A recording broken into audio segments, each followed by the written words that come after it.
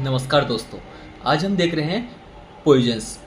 Poison क्या होते हैं, यानी जहर क्या होता है, विष क्या होता है, इन सब चीज़ों के बारे में, जो कि टॉक्सिकोलॉजी का एक पार्ट होता है।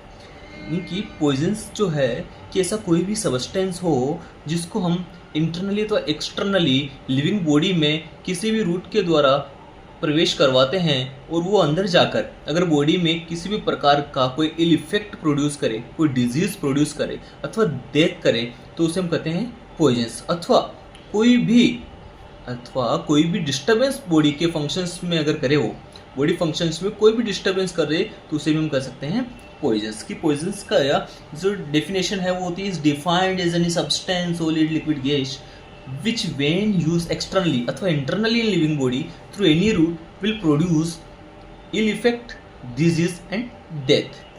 अब बात करते हैं हम क्लासिफिकेशन ऑफ पॉइजन्स के बारे में कि पॉइजन्स के कौन कौन से क्लासिफिकेशन होते हैं। वो पॉइजन्स है corrosive, irritant and systemic. Corrosive में 2 टाइप्स को होते हैं, strong acid and strong alkali. Irritant में 3 टाइप्स होते हैं, इनऑर्गेनिक, ऑर्गेनिक, मैकेनिकल। और सिस्टेमिक भी 3 टाइप्स के होते हैं। न्यूरोटॉक्सिन्स जो हमारे ब्रेन पर, स्पाइनल कॉर्ड पर, सीएनएस पर काम करे उसे कहते हैं न्यूरोटॉक्सिन्स। कार्डियोटॉक्सिन्स जो हमारे हार्ट पर काम करे, और एस्फिजिएंट्स जो हमारे रेस्पिरेटरी सिस्टम को डिस्टर्ब करे तो उसे बोलते हैं एस्फिजिएंट्स। न्यूरोटॉक्सिन भी 3 प्रकार के होते हैं, सेरिब्रल, स्पाइनल एंड पेरिफेरल।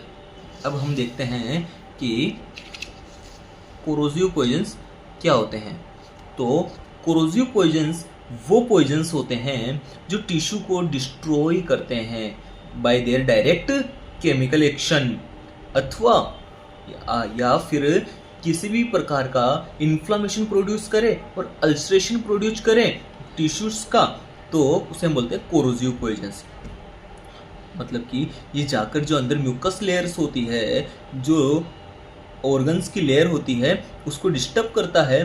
ये हमारे गैस्ट्रिक या डाइजेस्टिव सिस्टम की जो ट्रैक्ट होते हैं उनको अगर डिस्टर्ब करता है या उनमें इन्फ्लामेशन या अल्सरेशन करता है, तो उसे हम कहते हैं कोरोसिव पॉइजन्स। कोरोसिव पॉइजन्स भी जो होते हैं वो स्ट्रॉन्ग एसिड्स जो होते हैं उनमें होता है ऑर्गेनिक और इनऑर्गेनिक। 2 टाइप्स के होते हैं। ऑर्गेनिक में जो होते हैं एग्जाम्पल है carbolic acid, oxalic acid, acetic acid, etc।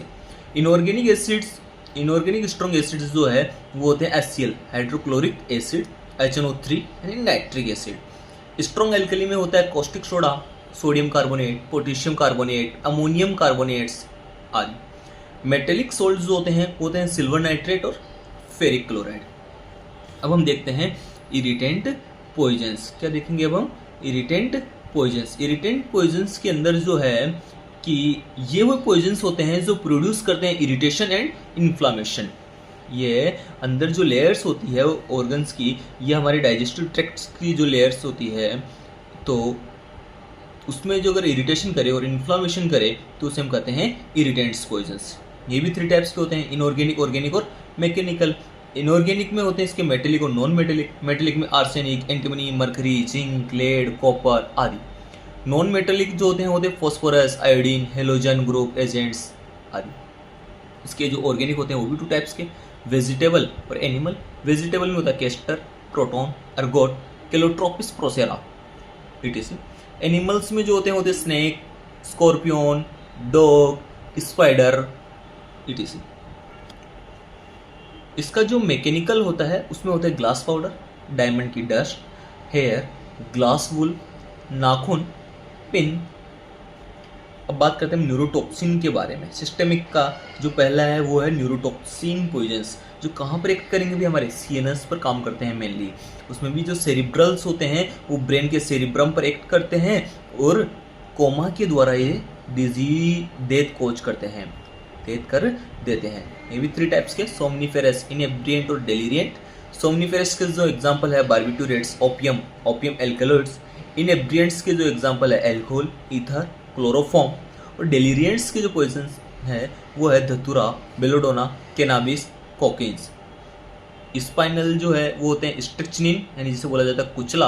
और पेरिफेरल्स पे जो काम करेंगे वो होता है क्यूरक्यूरी और कोनियम।